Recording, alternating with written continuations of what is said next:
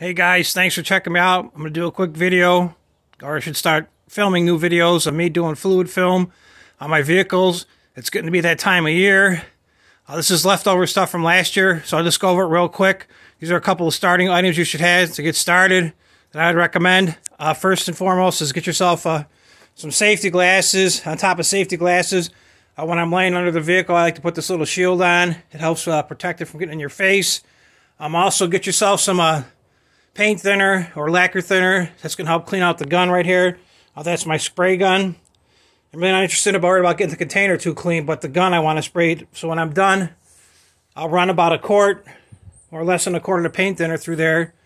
There's a fluid film, and also they make it in the can version, which is pretty cool too. Pretty pricey though, but it's worth it in the long run for trying to protect your vehicles. All I'm interested in doing is trying to take my vehicles and make them last for an extra year or two, especially if I got them on payments, because an extra year or two that you can get out of your vehicle from it not rusting away, you'll be in good shape. Around here, some of the prices are a gallon of fluid film in Buffalo, New York is $50 this year. A little can of fluid film spray is roughly $15. That's with tax. A paint thinner, I haven't bought none in a while because it lasts a long time. You can see it's a little rusty. Paint thinner is probably about 15 to 20 bucks, I would say. And then this gun right here isn't actually made by fluid film. Their gun, if you were to order from the parts store, would be $135. I know there's all kinds of other guns out there that you could use. This one works pretty good.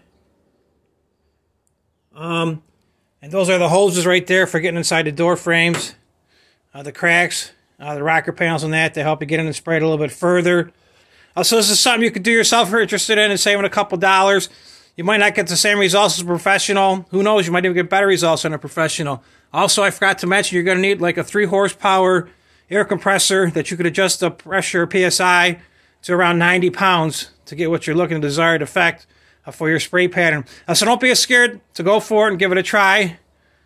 It can't hurt. It can only make it last a little bit longer. So thanks for checking me out. I'll make some videos of myself spraying the vehicles. Thanks for seeing you. I'll talk to you guys soon. Have a great day. Bye-bye.